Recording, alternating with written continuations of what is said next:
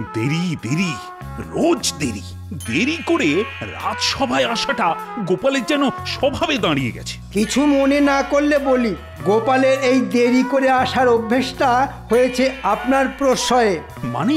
আমি অনেকবার আপনাকে বলেছি দেরি করে এলে ওর মাইনে কেটে নিন।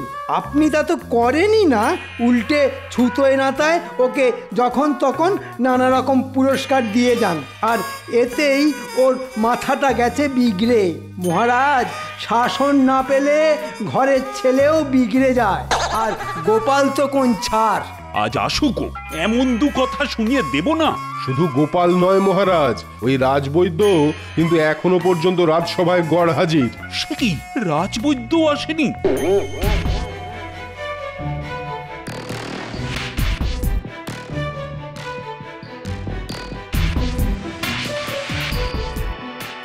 কি বুঝছেন রাজবৈদ্য? গায়ের উত্তাপ তো দেখছি খুবই বেশি। কিন্তু কাল রাত থেকে তো ছেলের আমার হুঁশ নেই। উত্তাপটা নেমে গেলেই হুঁশ ফিরবে।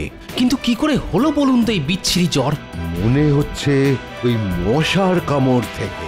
মশার কামড়? হ্যাঁ, মশার কামড়। আহা, দেখছো না ওই ওর গায়ে কেমন ওই চাকা চাকা লাল লাল মশার কামড়ের দাগ? তাহলে নিশ্চয়ই তেমন কোনো ভয় নেই, বলুন।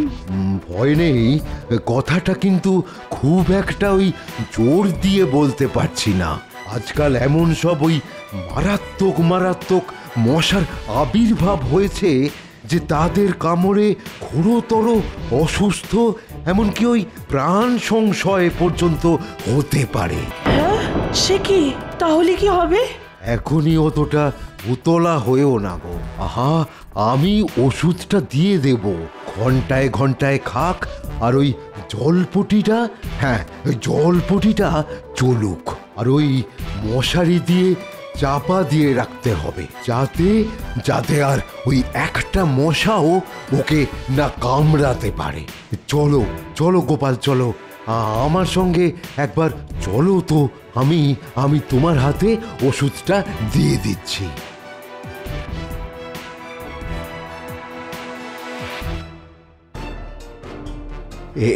এই নাও, এই নাও, ওই 10টা পুড়িয়া দিলাম, কেমন? এই ঘন্টায় ঘন্টায় ওকে খাওয়াতে বলবে, আর কেমন থাকে সেটাও আমাকে ওই জানিয়ে যেন দেয়। ঠিক আছে। আচ্ছা রাজবৈদ্য, এইসব মারাত্মক ধরনের মশারা কোথা থেকে এলো বলুন তো? এদের আসতে লাগে না, বুঝেছো? এদের আসতে লাগে না, এরা ওই সব জন্মায়। হা হা হা, দেখছো না সারা কৃষ্ণনগর জুড়ে ঝোপঝাড় কি পরিমাণে বেড়েছে?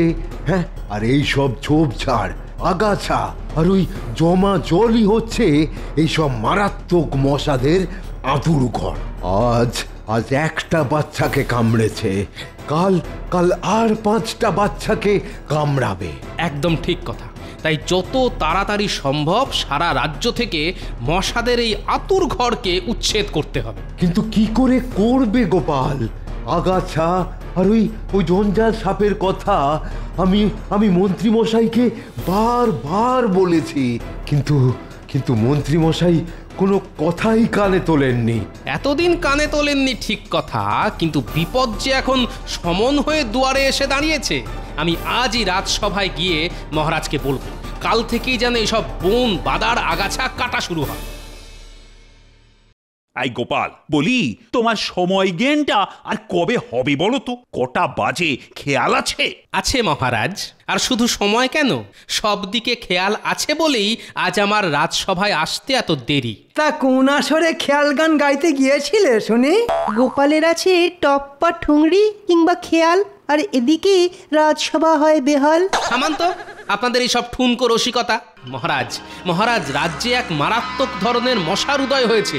সেই মশা যাকে কামড়াচ্ছে তারই ধুম জ্বর এসে একেবারে বেহুশ করে দিচ্ছে। তাই নাকি? তা তুমি কি করে জানলে? চোখ কান খোলা আর এই রাজ্যের মানুষদের খোঁজ খবর রাখলেই এসব জানা যায় মহারাজ। মহারাজ, এক্ষুনি রাজ কর্মচারীদের লাগিয়ে সারা রাজ্যের সব আগাছা কাটাবার ব্যবস্থা করান, না হলে কিন্তু 2-1 দিনের মধ্যেই সারা রাজ্য জুড়ে মশার কামড়ে মহামারী দেখা দিতে পারে। এই থামো তো তুমি, কোথায় না কোথায় দুটো বাচ্চাকে মশাতে কামড়েছে আর তার জন্যে এমন ভাব করছো যেন বাইরের শত্রু রাজ্য আক্রমণ করেছে। গোপাল কিন্তু ঠিক কথাই বলেছে মহারাজ। এবারের বর্ষায় মশার উপদ্রব কিন্তু খুবই বেড়েছে। এখনই সব কিছু সাফসুফ না করলে কিন্তু মহা বিপদ আসতে পারে। এই থামো তো তুমি, আর গোপালের সানায়ে হয়েও না তো। কিন্তু গোপাল আর বিজ্ঞানী তো ঠিক কথাই বলেছে। আমিও দেখেছি এই বর্ষায় গজিয়ে ওঠা আগাছা আর এখানে ওখানে জমা জলে সারা কৃষ্ণনগর খুব অপরিষ্কার হয়ে উঠেছে। না না না না, তুমি ওগুলো পরিষ্কার করাবার ব্যবস্থা করো। আপনি অযথা উতলা হবেন না মহারাজ। মহারাজ, আপনি ভেবে দেখেছেন কি এত বড় রাজ্যের সব কিছু পরিষ্কার করাতে গেলে কত টাকা খরচ হবে? আর আজ পরিষ্কার করাবো, কাল আবার গজাবে। তার চাইতে বর্ষা কাটলেই সব কিছু না হয় পরিষ্কার করা হবে। শুনলে তো গোপাল, বর্ষা কাটলেই সব কিছু পরিষ্কার করে ফেলা হবে। কিন্তু ততদিনে মশারা তো কামড়ে সকলকে শেষ করে দেবে মহারাজ। এমন ভাব করছো যেন বাঘে কামড়াচ্ছে। শোনো, কাল আমি সারা রাজ্যে ঢেঁড়া পিটিয়ে ঘোষণা করে দেব সকলে যেন রাতে মশারি টাঙিয়ে শোয় আর ঘরের মধ্যে গন্ধক পুড়িয়ে ধুনো দেয়। আর বিজ্ঞানী, এখন থেকেই মশার কোনো প্রতিষেধক আবিষ্কার করার কাজ শুরু করে দাও। বলি, বসে বসে আর কতকাল মাইনে খাবে? এটা তুমি মন্দ বলনি মন্ত্রী। দেখবেন এটা করলেই মশার দল আর কাউকে না কামড়ে বাপ বাপ করে কৃষ্ণনগর ছেড়ে পালিয়ে যাবে। তাহলে ওই কথাই রইল মন্ত্রী, কালই দিয়ে দাও ঢেঁড়া, আর বিজ্ঞানী তৈরি করো মশার প্রতিষেধক। এখনো পর্যন্ত 10 জন মশার কামড়ে কাবু। ওষুধ পড়তে জ্বরটা ছাড়ছে বটে, কিন্তু কিন্তু সকলে এমন কাহিল হয়ে পড়ছে যে মাথা তুলে বসতেও পারছে না। আসলে মশার কামড়ের হাত থেকে বাঁচতে ওষুধের থেকেও বেশি দরকার ওই পরিচ্ছন্ন পরিবেশের, যেটা যেটা এই মুহূর্তে কৃষ্ণনগরে খুব অভাব। গোপাল, গোপাল, তুমি কি মহারাজকে বলেছিলে? বলেছিলাম, কিন্তু মন্ত্রীর কথায় নেচে তিনি ওই মশারি আর গন্ধক পোড়ার নিদান দিয়েই দায় সারলেন। আর আর আমাকে প্রতিষেধক তৈরি করার আদেশ দিয়েই খালাস। কিন্তু কিন্তু সব কিছু পরিষ্কার না করলে যে এই মশার বংশ নির্বংশ করা যাবে না। কিছু একটা করো গোপাল, কিছু একটা করো। করবো তো নিশ্চয়ই, তবে যা দেখছি তাতে তো সোজা আঙুলে ঘি উঠবে বলে মনে হয় না, তাই আঙুলটা একটু বাঁকাতে হবে। কি করবে? আসলে মহারাজ, মন্ত্রী মশাই এরা তো রাজ্যের সব কেউ কেটালো। এরা সব মিহি মশারি টাঙিয়ে শোয়, পরিষ্কার পরিচ্ছন্ন ঘরে থাকে। এরা কি করে বুঝবে সাধারণ মানুষের মশার কামড়ের যন্ত্রণা? এদেরকে তাই মশার মুখে ফেলে দিয়ে এমন মশার ভয় দেখাতে হবে যাতে বাপ বাপ করে সব কিছু একদিনের মধ্যেই পরিষ্কার করার আদেশ দেয়। কিন্তু এটা কি করে করবে গোপাল? দেখুন না কি করে করি, শুধু আপনাদের আমার সাথে থাকতে হবে। দারুণ বুদ্ধি, খুব ভালো। যেদিন ব্যাপারটা ঘটাবে সেদিন কিন্তু আমাকে একবার ডেকে নিও, কেমন? ডাকতে তো হবেই। এবার হবে মহারাজ আর মন্ত্রীর ওপর মশাতঙ্কের আক্রমণ।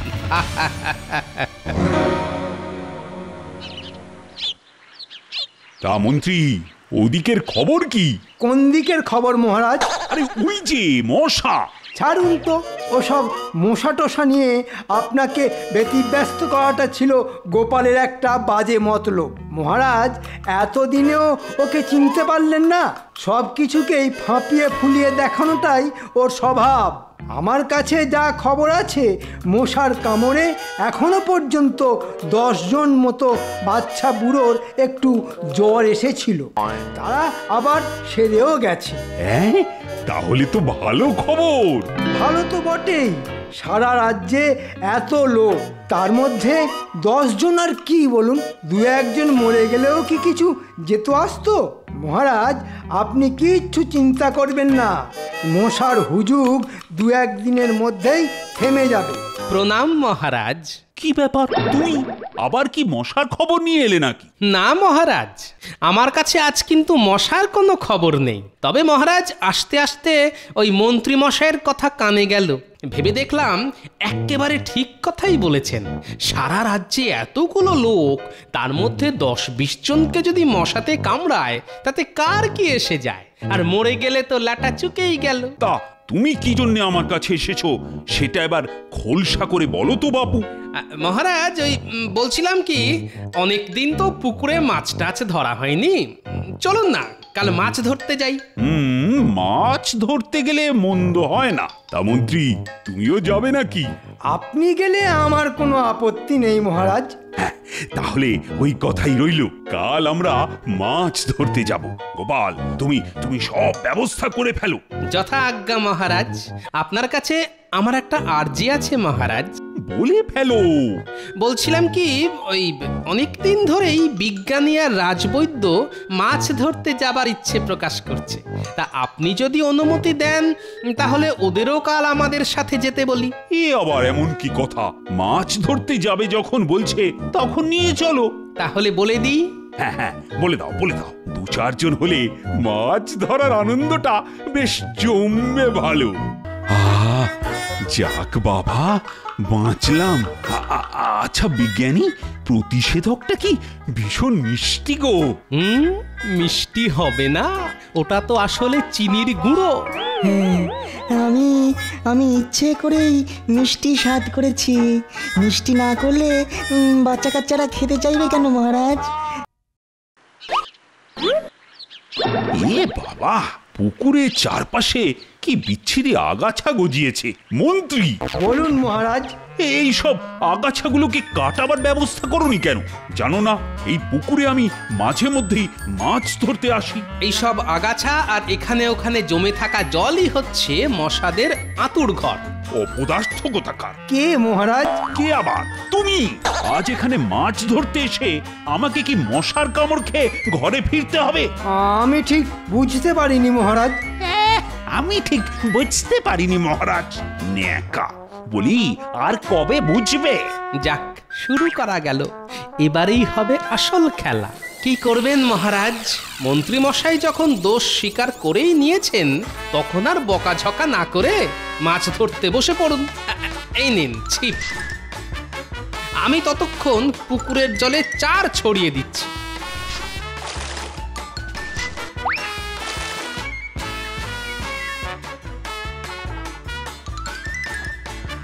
ওরে বাবা, কি মশা রে! হাত পা যে একেবারে জ্বালিয়ে দিল রে। ওটি একদম করবেন না মহারাজ, হাত দিয়ে মশা মারবেন না। আরে হাত দিয়ে মশা মারবো না মানে? তাহলে কি দিয়ে মারবো? পা দিয়ে? হাত পা কোনোটা দিয়েই মারবেন না। তার মানে মশা আমার গায়ে বসে চুকচুক করে রক্ত খেয়ে হাত পা একেবারে জ্বালিয়ে দিচ্ছে, আর তুমি বলছো মশা মারবো না? না মহারাজ, মারবেন না।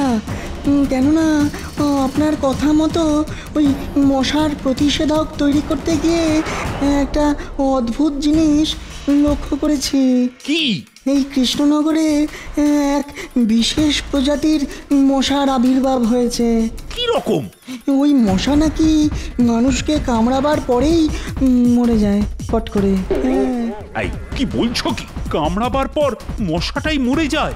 আর মশা মরে যাওয়ার 3 দিনের মধ্যেই যাকে কামড়েছে সেও মরে যাবে। অনেকটা আপনার ওই জলাতঙ্কের পাগলা কুকুরের কামড়ের মতো।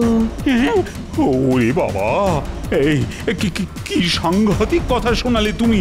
কি ভয়ঙ্কর মশা! বিজ্ঞানী একেবারে মাখো মাখো করে মহারাজকে ভয় দেখাচ্ছে। তুমি কি এই জন্যেই মশা মারতে বারণ করছো?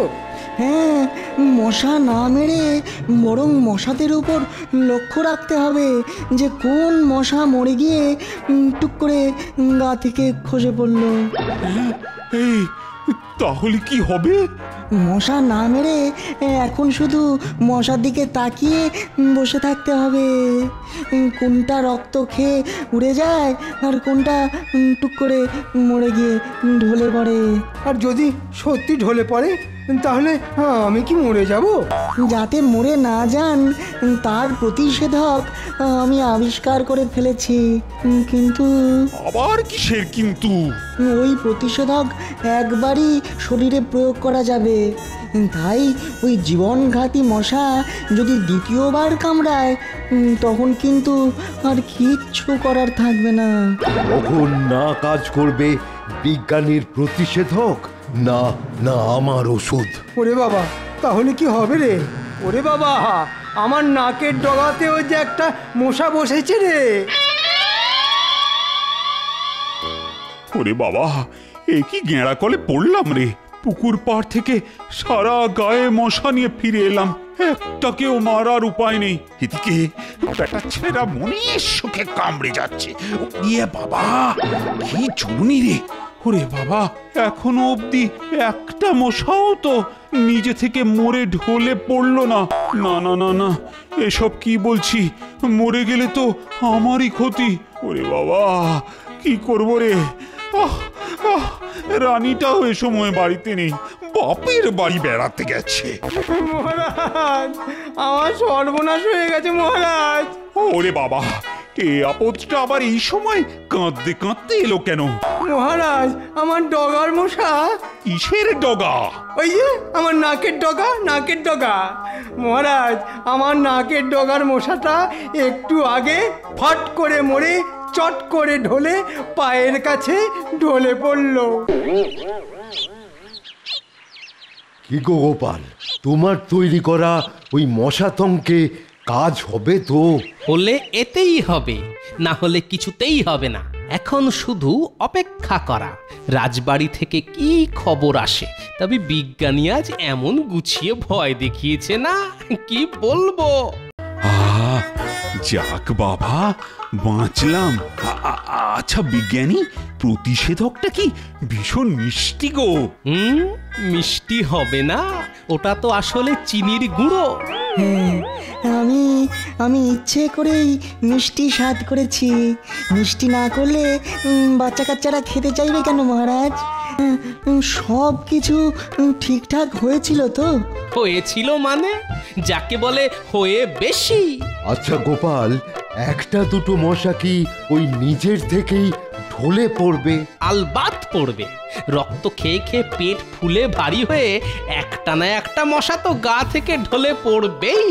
আর তাতেই দেখবেন ভয় পেয়ে ওই রাজা আর মন্ত্রী কি করে। আসলে সব কেউ কেটা তো, তাই ওদের প্রাণের বড় মায়া। গেল রে, গেল রে, গেল, সব গেল।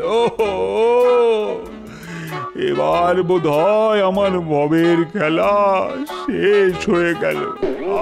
আয়, কে আছিস? এই, এক্ষুনি ছুটে গিয়ে বিজ্ঞানীকে ডেকে নিয়ে আয়। শুধু বলবি প্রতিষেধক। যা যা।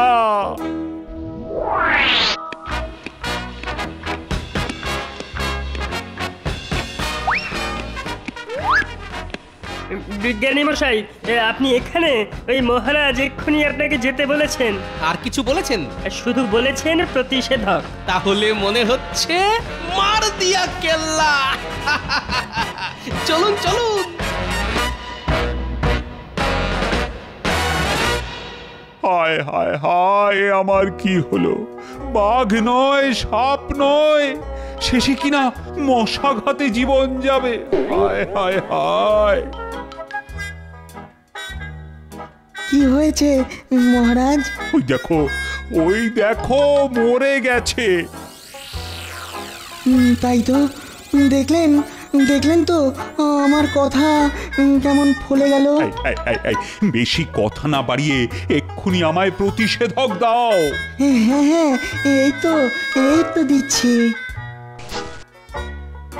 হ্যাঁ হ্যাঁ করুন মহারাজ, হ্যাঁ করুন। হ্যাঁ এই তো লক্ষ্মী ছেলে। যাক বাবা, বাঁচলাম। আচ্ছা বিজ্ঞানী, প্রতিষেধকটা কি ভীষণ মিষ্টি গো? মিষ্টি হবে না, ওটা তো আসলে চিনির গুঁড়ো। হ্যাঁ, আমি ইচ্ছে করেই মিষ্টি স্বাদ করেছি। মিষ্টি না করলে বাচ্চা কাচ্চারা খেতে চাইবে কেন মহারাজ? ভালো লেগেছে আপনার? হ্যাঁ, তাহলে আমি এখন বিপদ মুক্ত তো?